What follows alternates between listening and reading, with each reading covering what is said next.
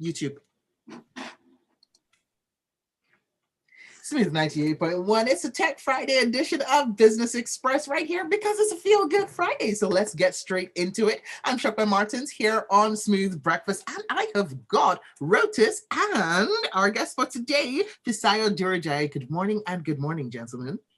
Morning. Good morning. Fisayo, good morning. Lagos, good morning. Good morning, everyone. Good morning, Rachel. Good morning, Shopper. All right, so let's get this conversation started post haste. Make sure you send your WhatsApp messages into 0809 440 981. And you can go over up on the live chat because, tech things on Tech Friday. Live chat on youtube.com/smooth981FM Lagos and Twitter. Because we're going to be talking about Twitter. #Business Express 981. So let's just jump right in. Elon Musk bought Twitter. The bird has been freed, and so have some executives. Go ahead. Yes. I mean, there was a court case where I think he had there was a deadline, October 28th. If it wasn't, the deal wasn't done, and you have to love the US justice system, how they put checks and balances in place. If the deal wasn't done by that time, then they would have proceeded to trial, which would have ended up here anyway. So maybe he saved himself some lawyer fees. But the breaking news from Bloomberg is that he's going to be CEO. On top of being CEO of, name all the other companies he's CEO of: Tesla, SpaceX, Boring Company, Neuralink.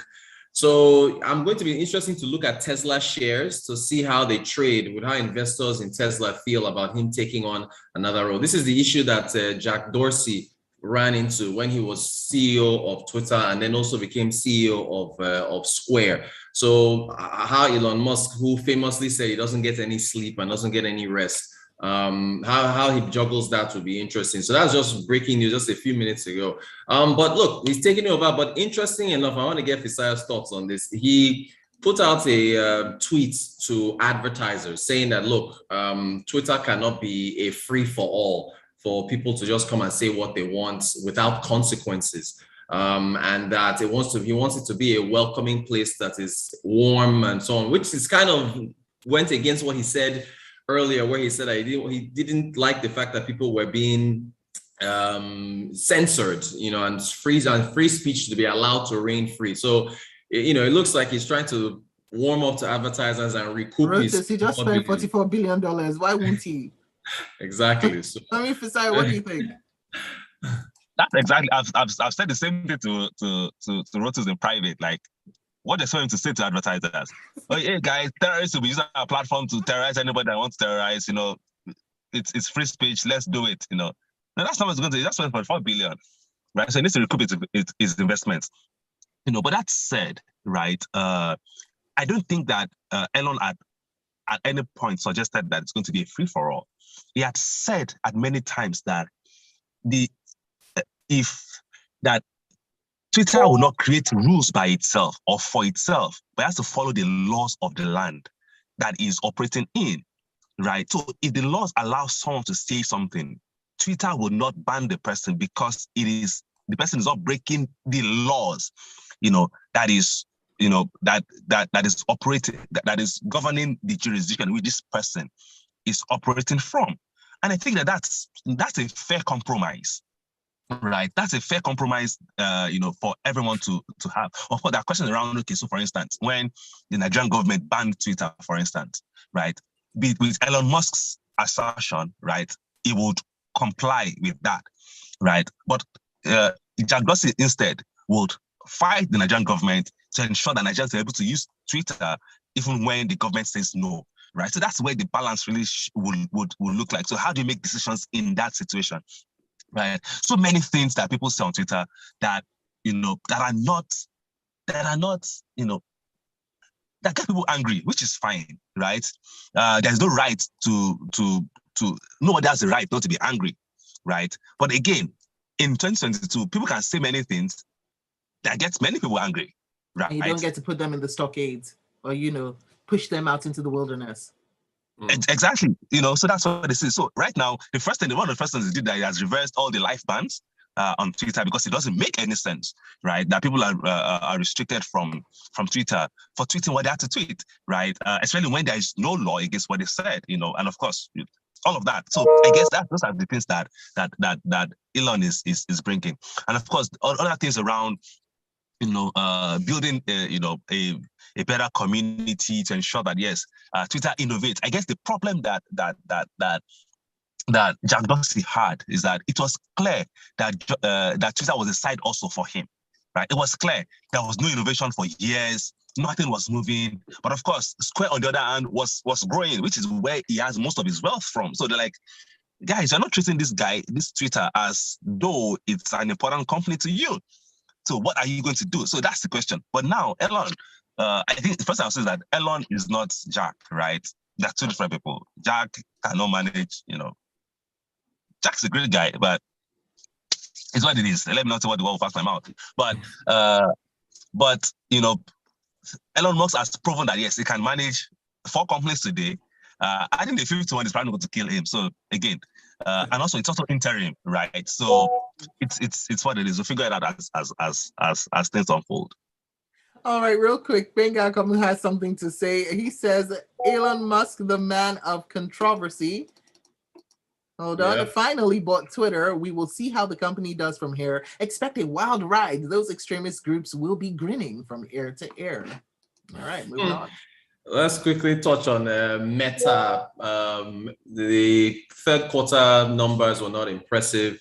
Mark Zuckerberg was on an earnings call. He was pleading with investors for more time because they are bleeding money on the Metaverse and all their investments. The investors didn't like what he said. The shares have dropped, I think, another 25% or so, which is making, I don't know, I'm wondering if I should buy Meta shares. But investors they are really questioning this Metaverse, and they are questioning how much money the company is spending on its Reality Labs. Is their innovation hub that's supposed to be taking care of this. Just released a new $1,500 virtual reality helmet for this investment, but investors they don't seem to like it. So Meta shares, profits halved.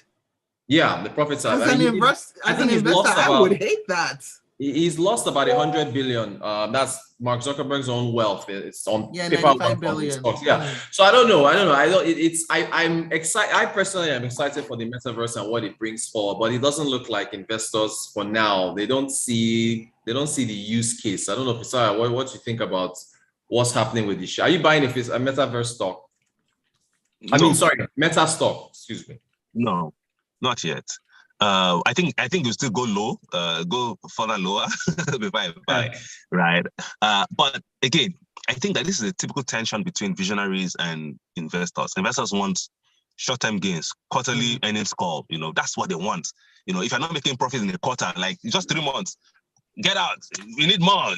That's what investors do. It's nonsense. That's why people that want to rebuild the companies, they take them private first. Because they can't, look at Dell. Dell did exactly the same thing. Once you rebuild the company, took it private first, did all the long-term work that it needs to do, because you can't be doing long-term work when you have quarterly earnings call, right? So if anything happened in the quarters, in 2 years, or in 1 year, people call for your head. That's what is happening to you need shareholders' money. You need the shareholders' money. No, it doesn't need the shareholders' money again. It has not raised money from shareholders today. Since they're listed, right? So it's been using internal cash flows to do the things. So what shareholders want that guy? The money you're using to be doing this Metaverse, if you're giving it to us, it would have been better. That's what they want. Right. So that's they're spending money on so much on this Metaverse. We don't understand what it's doing. The money you're spending, shouldn't it be better to just give it to us, right? And that's so shareholders want the cash. So that's why they're fighting for all of this. But for Elon, for Mark, right? Yeah. His own challenge is that we need to secure the long-term prospects of this business, right? Facebook is declining. Instagram has so many, competitors.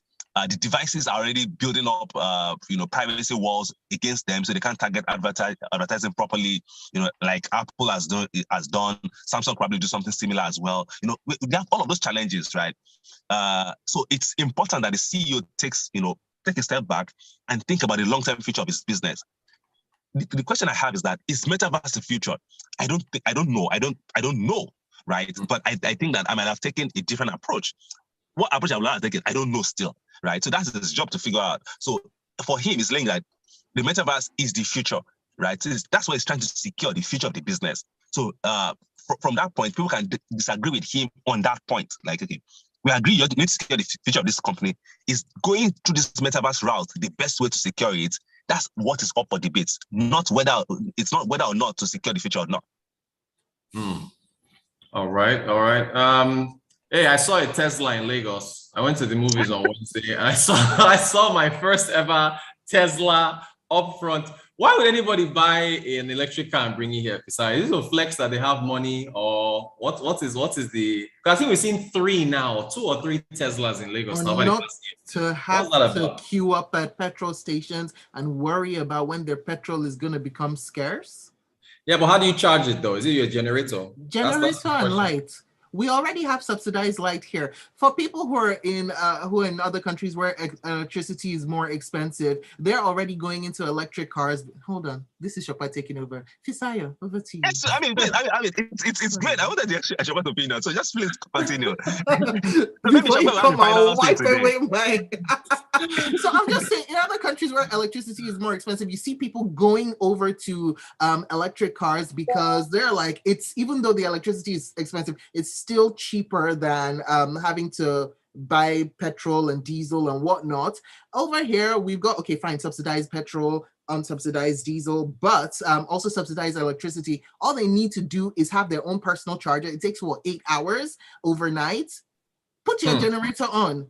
I don't think the costs, you would have to have 24/7 lights, I think, for the cost to make sense to be charging your car, because the distance traveled has to be factored in. I don't know. I would love to interview this person and find out how much they're spending, because I don't even know how you need a charging station. So I'm not sure how you would plug it from the gen to the vehicle. I don't know. I just thought it was cool. Without getting into the math, I thought it was cool, Sha, but I wonder if you don't have 24/7 lights and you don't have ample charging stations around the country, or states, depending on how far you're driving, the costs don't really make sense to me. I would get one. You would, yeah. I think you need charging stations. People that own a Tesla, they don't intend to drive it from Lagos to Abuja, they'll fly, right? Right. So they're just driving it within Lagos mostly. Sometimes maybe just within the island or within the Koyi where they live, as the case might be. So it's not. So you spend all that money just to drive. Would you drive a Tesla from Lagos to Owerri? Really? So you need to be carrying people at bus stops? No, it's a Tesla, for God's sake. Oh my God, guys, we've come to the end of the show already. Real quick though, let me just read some messages. Dami says we run cold rooms, so definitely we can afford to charge our cars. While Sagbenga Akamu says, does that Tesla owner use a prepaid meter? We like to know the costs. And he says, and so one buys space or a house on the metaverse, a virtual place, not real in the physical world. I don't get it, says Ben.